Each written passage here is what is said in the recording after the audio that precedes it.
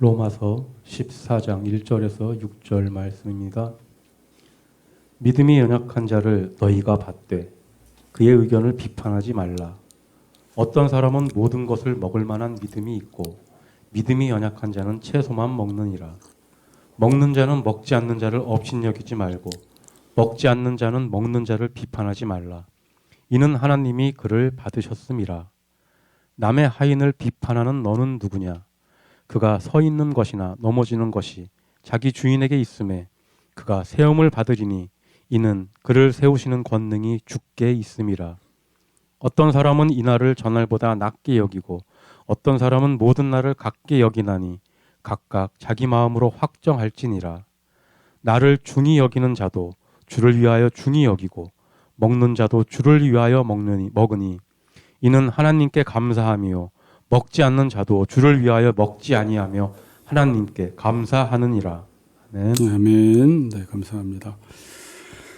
자, 오늘 제목은 믿음이 연약한 자를 받으라라는 제목으로 말씀을 좀 나눕시다. 우리 인사합시다. 믿음이 연약한 자를 수용합시다. 이렇게 인사합시다. 믿음이 연약한 자를 수용합시다.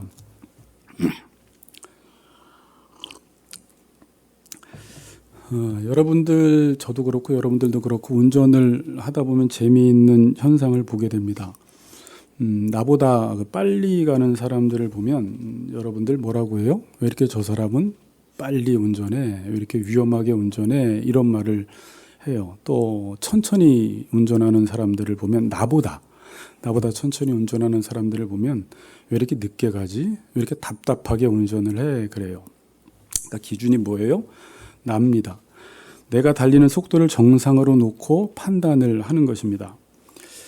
어디 가서 음식을 너무나 맛있게 먹었습니다. 나는 되게 맛있게 먹고 여기는 맛집이다 그랬어요. 그래서 맛있는 음식을 먹었으면 또 지인들을 데려가고 싶잖아요.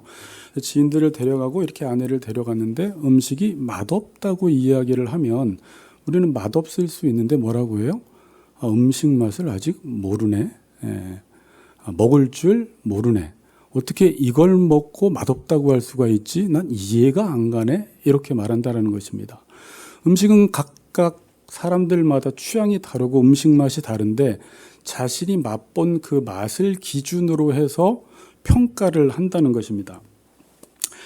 여러분, 인간 안에 기본적으로 가지고 있는 죄성이 뭐냐면 자기가 남보다 조금 더 알고 조금 더 경험했으면 완전히는 아닌데 그거를 약간 절대시하면서 그것을 기준 삼아서 다른 사람들을 평가하고 판단하고 좀 더 나아가서는 그 기준으로 정죄를 한다는 것입니다. 이게 우리도 모르게 그냥 우리 몸에 배어 있습니다. 내 오름으로 다른 사람들을 이렇게 깎아내리는 것이, 그리고 내가 옳다고 하는 것이 우리 몸에 배어 있어요. 그래서 어찌했든지 내가 중심에 서기를 원하고 내가 기준이 되기를 원하는 게 인간 안에 있습니다. 자, 인간이 죄를 짓고 하나님처럼 되려고 합니다. 여러분, 이것을 나는 안 그런 데가 아니라 누구나 다 죄를 짓고 인간은 하나님처럼 되기를 원하고 내가 선악 판단의 기준이 되기를 원하는 것이 인간 안에 있는 무서운 죄성이에요. 그게 티나게 하는 분들도 계시고 어떤 사람은 은근히 그렇게 남들을 평가하고 판단하며 정죄하는 자리에 있는 분들도 계십니다. 자, 여러분, 우리가 구원을 받고 나면 이때부터는 어떠한 삶을 살아가야 하냐면 어떠한 삶이에요? 구원받고 나면 사랑하는 삶을 살아가야 돼요. 그러니까 로마서를 더 압축하면 1장부터 11장까지는 구원이에요. 그럼 12장부터 16장까지는 사랑이라고 말할 수 있어요. 그러니까 구원받은 자의 삶은 사랑하는 삶이구나라는 것을 알 수 있어요. 자, 그런데 이 사랑이라는 것은 우리가 해봐서 알지만 그냥 남녀 간의 사랑 말고 에로스적인 사랑 말고 이 사랑은 잘 돼요, 안 돼요? 아무리 오랫동안 사랑을 하려고 노력을 해도 사랑이 잘 안 된다라는 것을 알 수가 있어요. 아무리 사랑이란 말을 많이 듣고 사랑을 해보려고 했지만 늘 이 사랑은 어색하고 낯설고 내 몸에 배지 않는다라는 것입니다. 위에서 살펴보았지만 여러분들이 인정해야 될 것은 우리는 뼛속까지 자기 중심적인 사람들입니다.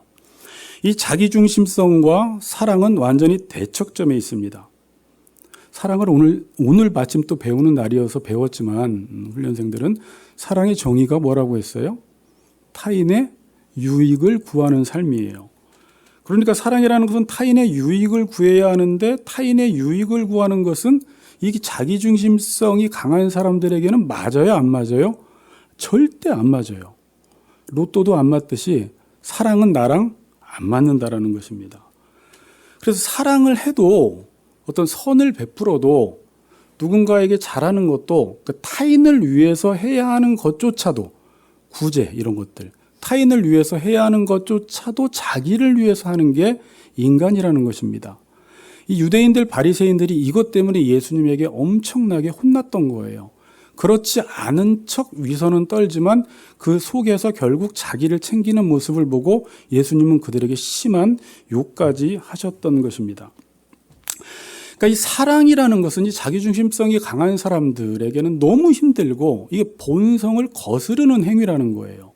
그러니까 우리의 죄된 본성은 사랑과 정반대로 가요. 그래서 가만히 놔두면 그냥 자기중심성에 사로잡혀서 살아가는 것입니다. 그럼 이 본성을 거스르려면 우리는 할 수 없다라는 말이에요. 그럼 이 사랑은 누가 하게 만드세요? 결국 성령께서 우리 안에서 일을 하셔야지 이 사랑이 가능하다라는 것을 여러분들이 알게 돼요. 성령의 열매는 사랑과 희락과 이렇게 나가는 거예요. 그러니까 우리가 하나님이 도와주지 않고 성령을 따라 행하지 않고 성령의 열매가 아니면 이 사랑이라는 것은 우리에게 불가능하다는 것입니다. 그래서 누군가를 용납하고 받아들이고 싶은데 수용하고 싶은데 그게 안 돼서 우리 관계 속에서 너무 힘든 거예요. 지난 금요일 날은 우리 몇몇 집사님들하고 우리 다른 교회를 한번 가서 좀 말씀을 들었어요. 근데 그날도 기독교 심리학 교수님이 오셔서 그날 가정의 달을 맞아서 했던 내용이 간단한 거예요.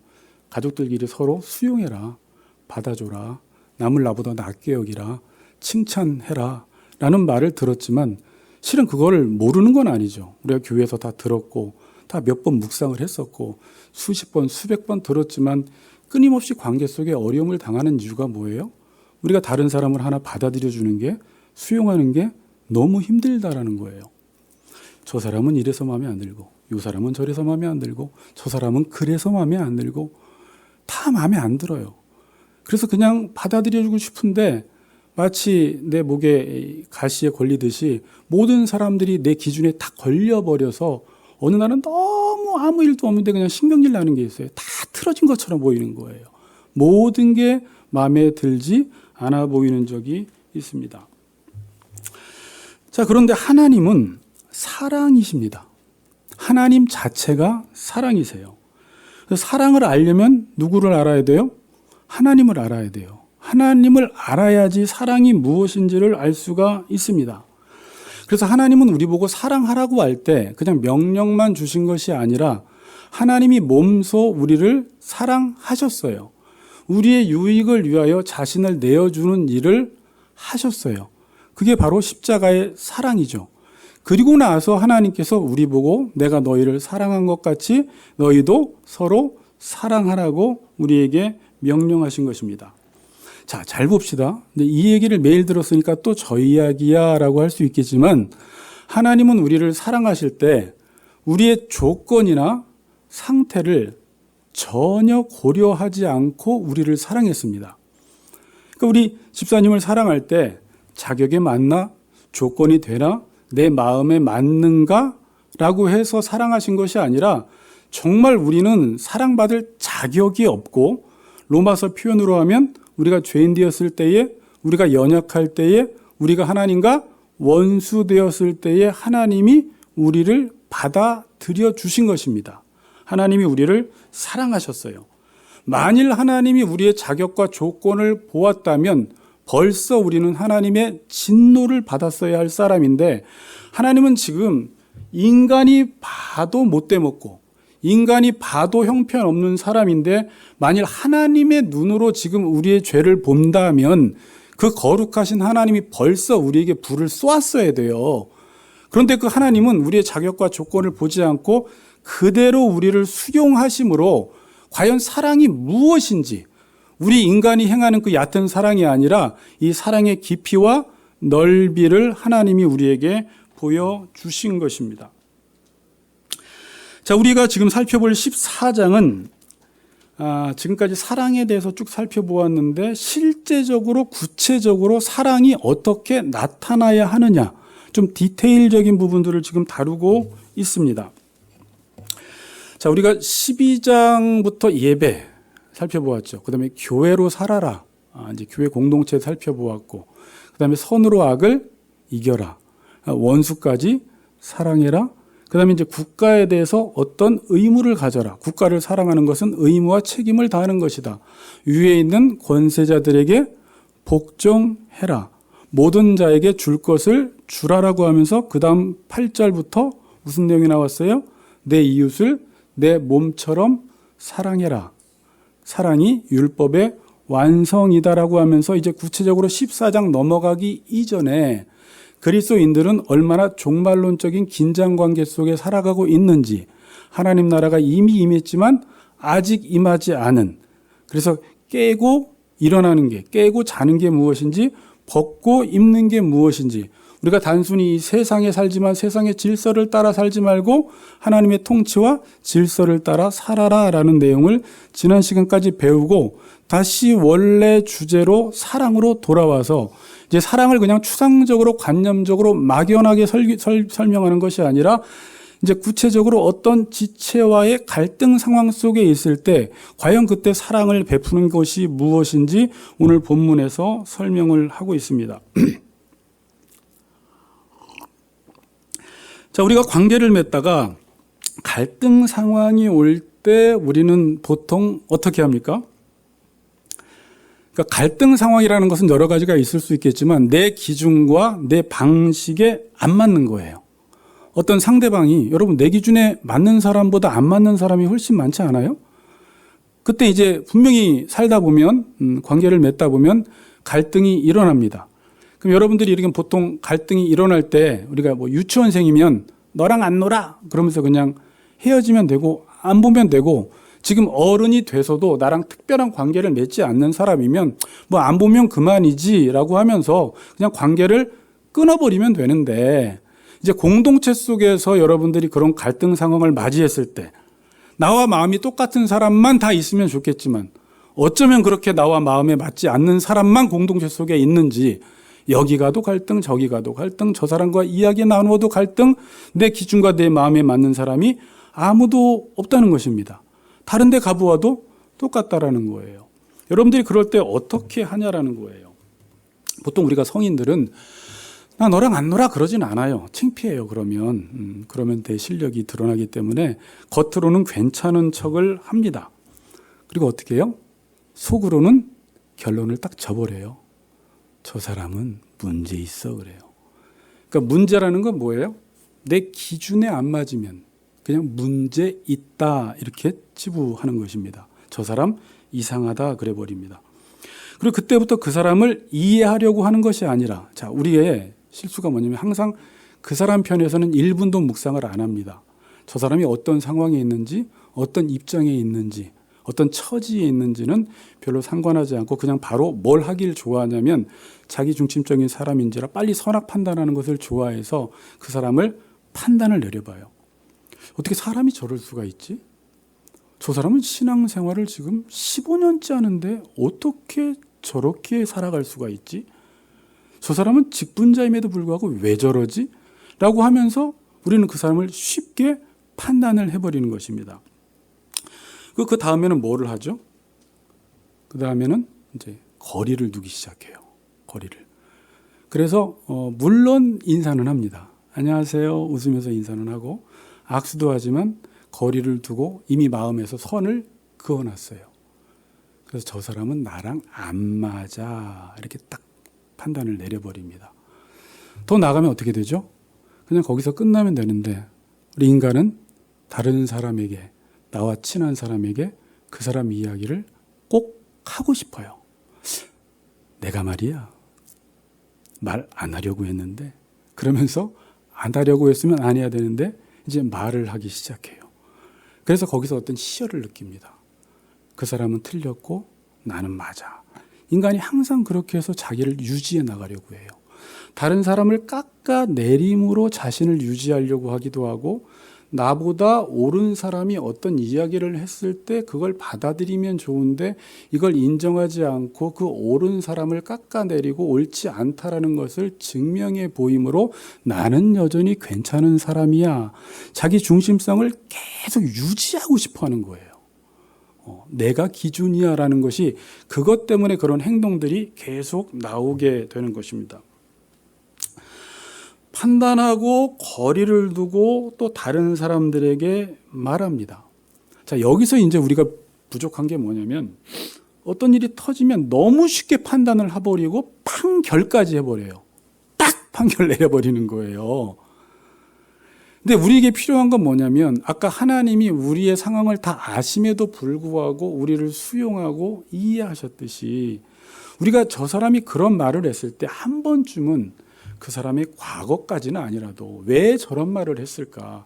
얼마나 아픈 상황 속에 있을까?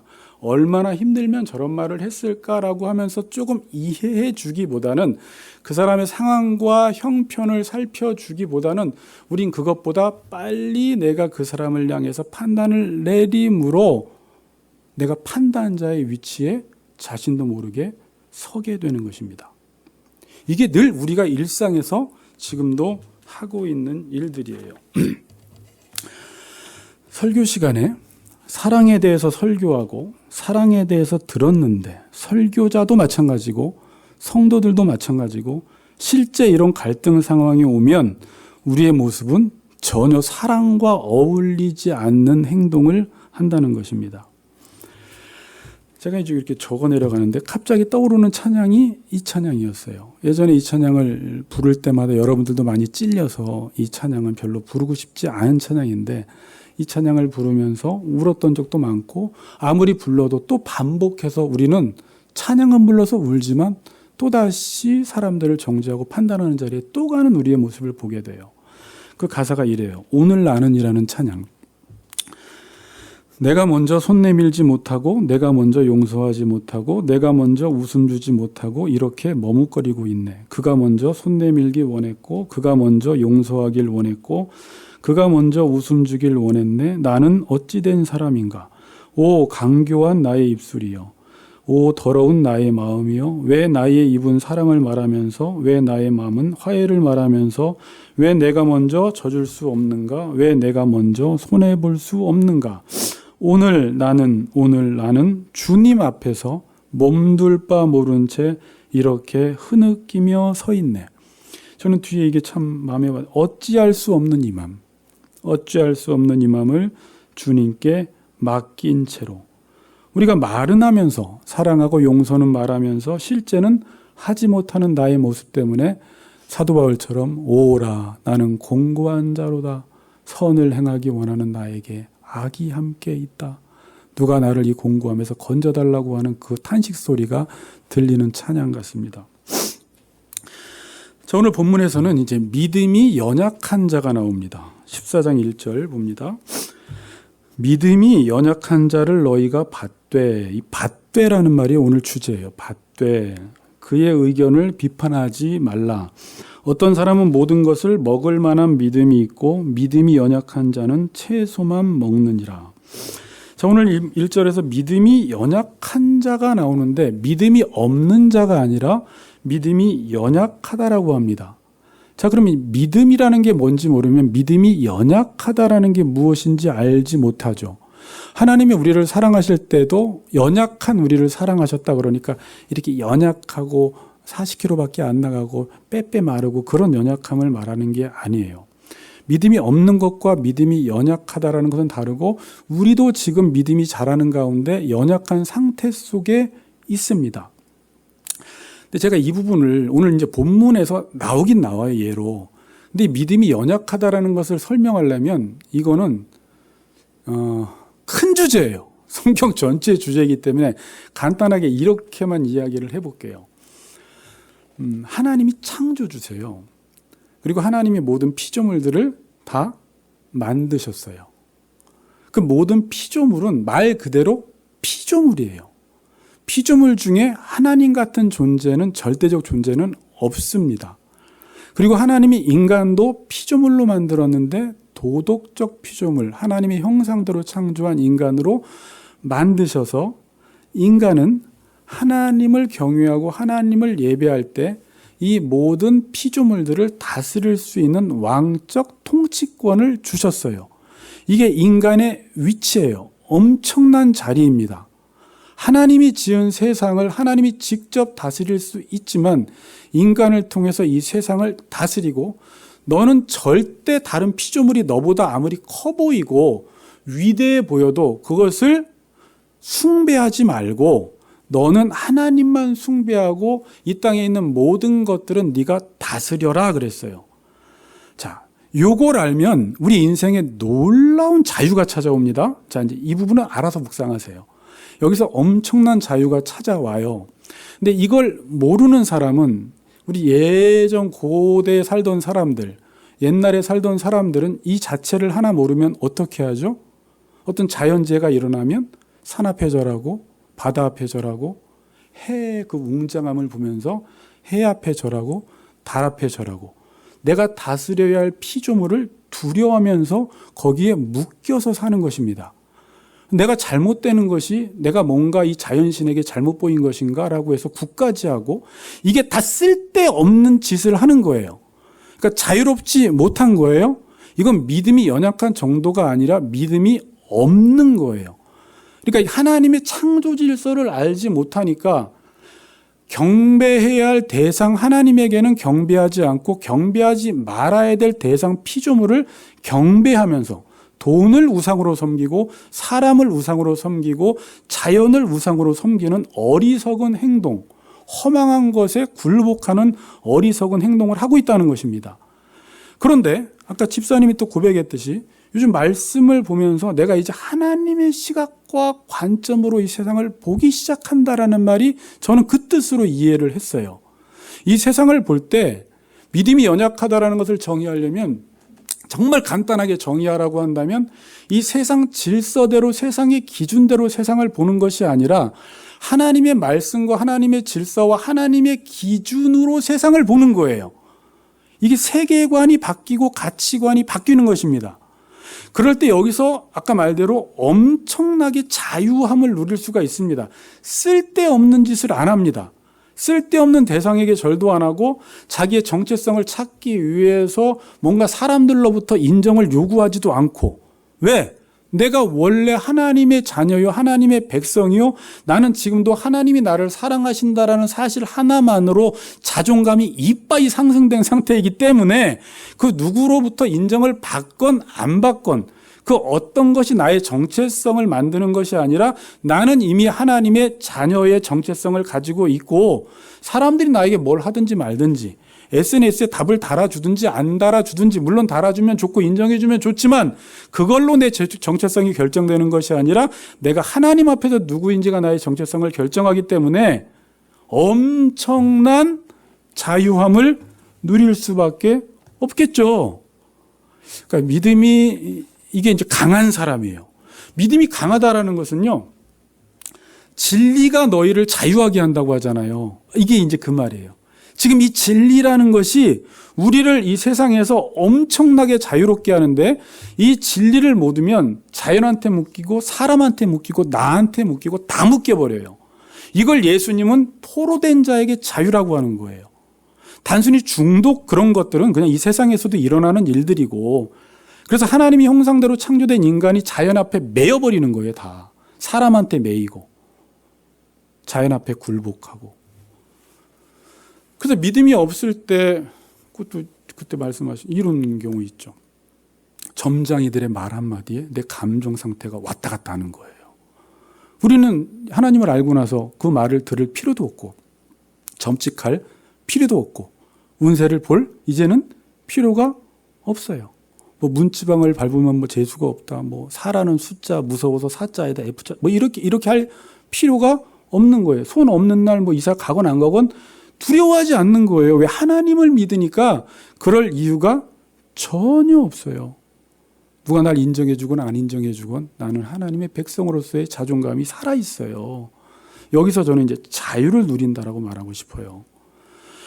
근데 이게 신앙 영역 안에 들어오면, 제가 청년 생활할 때 이제 리더들 중에 이제 그런 친구들을 보고, 아직까지 리더가 이 정도 수준인지 모르니까 그럴 수밖에 없어요.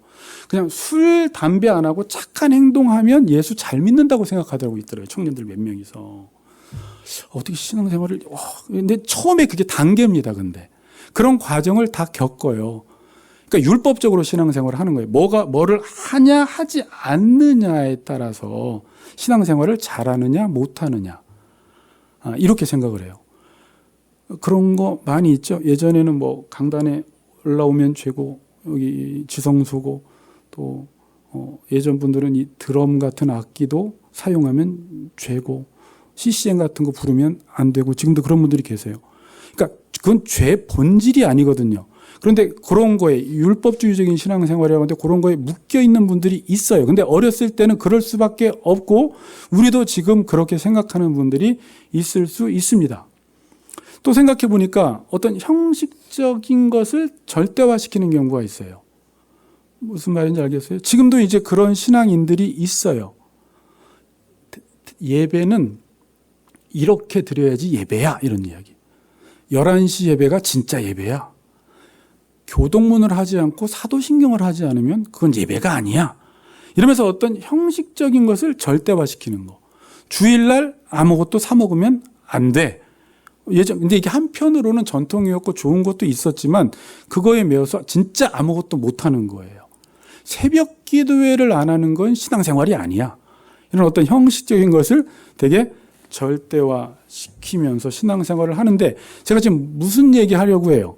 믿음이 연약할 때, 하나님을 알지 못하면, 하나님의 이 창조 질서를 광대하게 깨닫지 못하면 이 세상에 있는 것들에 매여 있을 수 있다라는 거예요.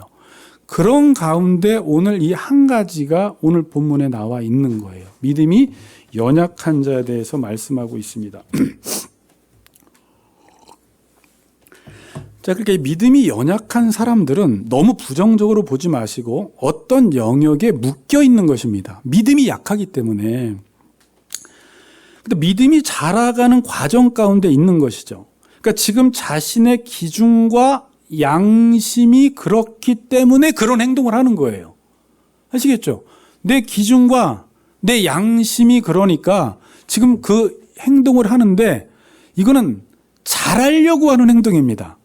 하나님을 위해서 하려고 하는 새벽 기도고, 하나님을 위해서 하려고 주일날 아무것도 안 싸먹는 거고, 하나님을 위해서 하려고 드럼도 안 놓는 거고, 하나님을 위해서 하려고 시편 찬양만 하는 거고, 다 누구를 위해서 하는 거예요? 다 하나님을 위해서 하고 있다라는 것입니다. 믿음이 연약할 때 이런 과정들을 겪으면서 점점점 진리 안에서 우리가 자유함을 누리게 돼요.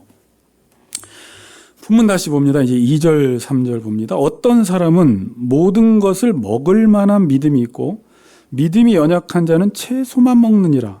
먹는 자는 먹지 않는 자를 업신여기지 말고 먹지 않는 자는 먹는 자를 비판하지 말라. 이는 하나님이 그를 받으셨음이라. 이렇게 말씀하고 있어요. 어떤 사람은 먹을 만한 믿음이 있고 믿음이 없는 자는, 이 큐티할 때 어려울 것 같아요. 채소만 먹으면 믿음이 없는 건가? 이제 채소만 먹는다. 그러니까 먹는 자는 먹지 않는 자를 업신여기지 말고 먹지 않는 자는 먹는 자를 비판하지 말아라. 왜? 이유가 뭐예요? 1절과 3절에 하나님이 그를 받으셨다라는 말이 계속 나와요. 받아라. 왜? 하나님이 받으셨기 때문에 너희들도 믿음이 연약한 자를 받으라는 것입니다. 그럼 여기서 먹고 못 먹고는 무슨 말이에요? 그러니까 믿음이 강한 자는 아무거나 다 먹고, 믿음이 약한 자는 아무거나 다 먹지 못해서 채소만 먹는다. 믿음이 강한 자는 뱀도 먹고 개구리도 먹고 닭발도 먹고 먹을 수 있는데 믿음이 약한 자는 먹지 못해도 채소만 먹는다. 그럼 믿음이 약한 자는 다 먹지 못하는 자인가? 배경을 모르면 그럴 수가 있겠죠. 근데 지금 여기서 배경은 뭐냐면 1세기 로마 시대에 그때 이방 신전에서 이방 제사를 드릴 때 고기를 갖다 바쳤어요. 그러니까 이거 다 제사 드린 음식이었죠. 제사 드린 음식이 어디에 유통돼?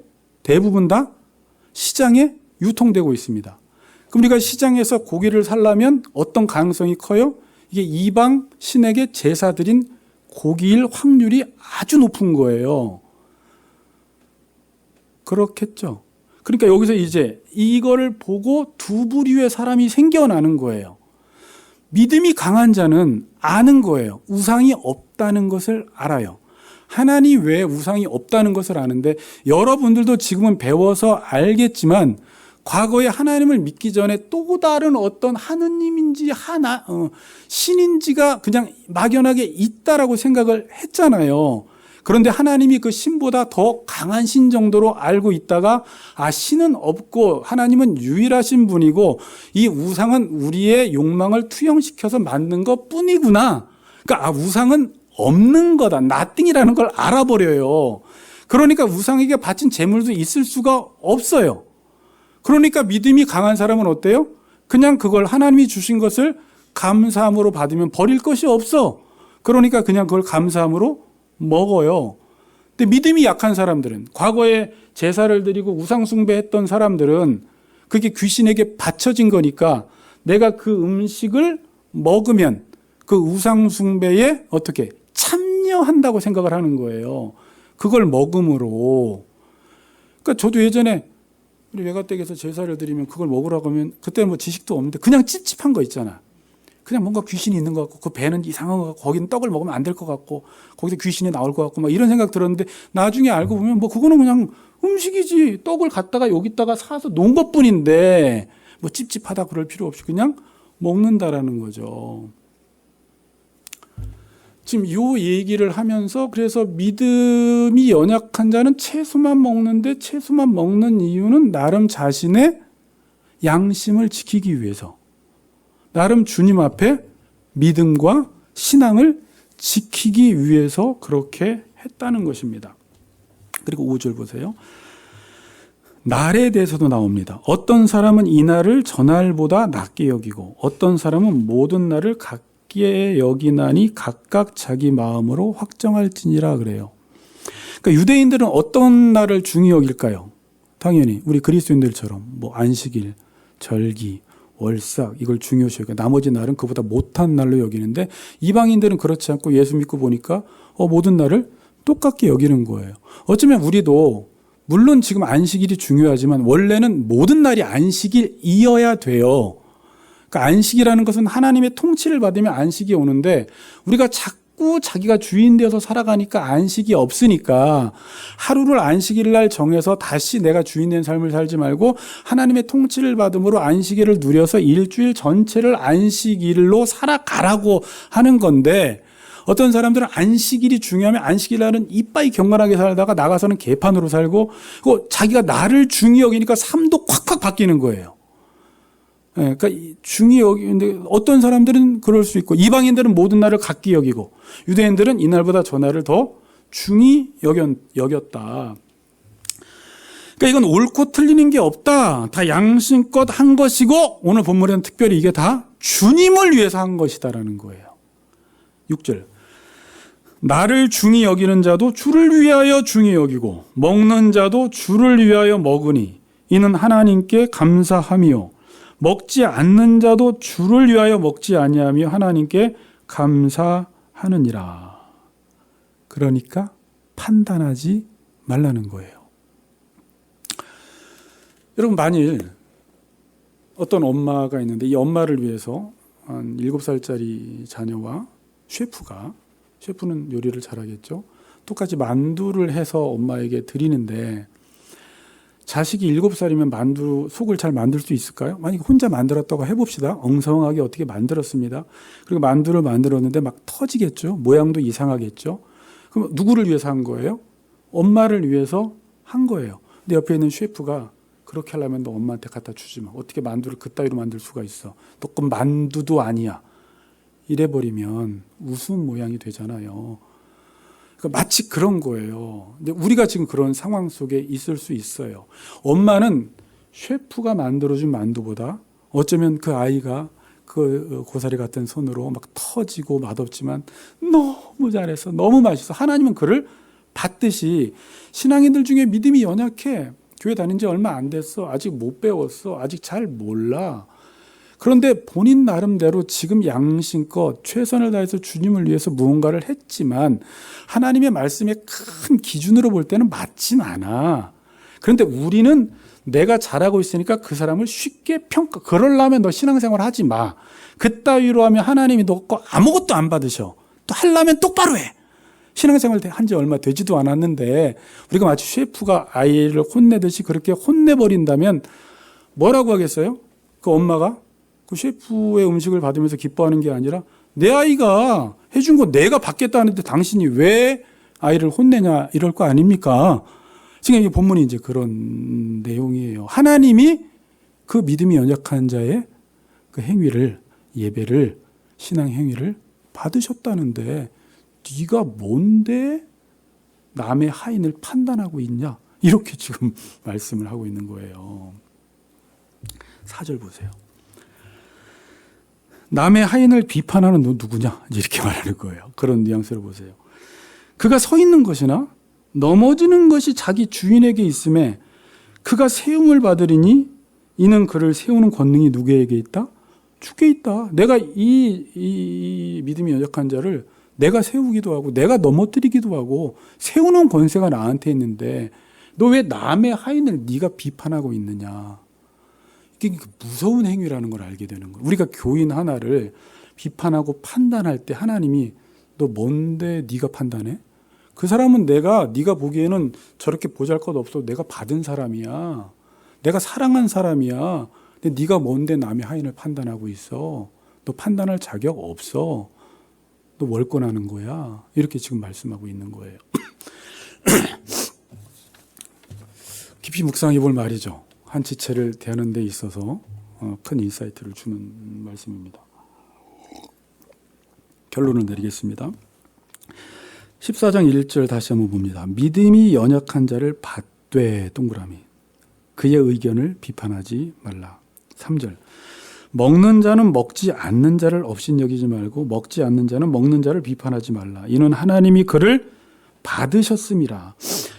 받으라라는 이 단어가 제 원어 사진 찾아보니까 받아들이다, 영접하다, 자기 곁으로 맞아들이다, 공동체 안으로 환대하라. 그러니까 이 단어는 그냥 참으라는 말이 아닙니다. 어쩔 수 없이 그냥 견디라는 말이 아니에요. 이 말은 그냥 그 사람을 내 사람으로 받아들이라는 거예요. 내 관계 안으로 받아들이라는 거예요. 여러분, 여러분들이 가족 간의 갈등 관계가 일어났을 때와 그냥 다른 지인과 갈등 관계가 일어났을 때 어디서 더 오래 참고 견디고 기다려요? 가족. 쉽게 끊질 않죠. 어찌했든지 해결하려고 하죠.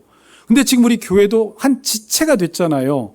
그러니까 나의 관계 안으로 받아들이고 내 사람으로 받아들이면 세상에서 마음에 들지 않으면 끊어버리지만 교회 안에서는 그렇게 하지 말라는 거예요. 받아들여서 그 안에서 참고 수용하고 세워주고 기다려주라는 거예요. 근데 하나님이 먼저 그 일을 행하신 거예요. 그냥 간단히 결론 내릴게요. 하나님이 어떻게 하셨어요? 우리의 자격과 조건을 보고 우리를 받아들여 주신 것이 아니라 하나님은 먼저 우리가 얼마나 형편없는 사람인지 알지만 먼저 받아들여 주신 이후에 끊임없이 사랑과 관심을 줌으로 우리를 변화시켜 나가는 과정을 통해서 한 사람을 성화시켜 나가십니다. 근데 우리는 어떻게 하죠? 거꾸로 보통 하죠. 내 자격과 조건에 맞으면 받아들이는 거예요. 이건 세상에서 하는 방식입니다.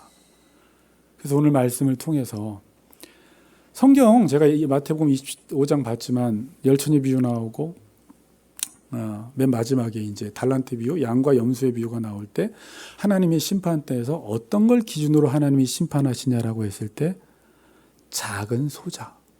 옛날에 부흥사님들은 목회자에게 잘해라 이렇게 대우받고 싶어서 그렇게 해석했는지도 모르겠지만 그 목회자가 아니라 그냥 일반적인 사람들에게 행한 그것이 특히 교회 안에서 한 지체를 대하는 것이고 주님께 대하는 것이고 지체에게 죄를 짓는 것이 주님께 죄를 짓는 것이다라고 말하면서 한 소자를 대하는 것이 얼마나 소중한 것임을 우리에게 말씀하고 있습니다.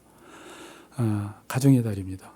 또 이제 아내와 자식과 또 우리 지체들을 바라볼 때 그냥 우리가 뭐 일반 세상적인 강론으로 우리가 사랑하고 수용하고 세워주고 남을 낫게 여기라는 그 하나로도 얼마든지 관계가 회복이 되지만 주님께서 나 같은 죄인을 먼저 받아 주셨듯이 그리고 지금도 끊임없이 우리는 도망가지만 우리는 배반하지만 하나님이 사랑과 관심으로 우리를 돌봐주셨듯이 여러분들 시체를 바라볼 때 믿음이 연약한 사람이 있다면 그런 과정 가운데 있으면 도와주시고 알려주시고 그 사람이 바로 서갈 수 있도록 세워주시면 이 공동체가 하나님 기뻐하시는 아름다운 공동체가 될 줄 믿습니다.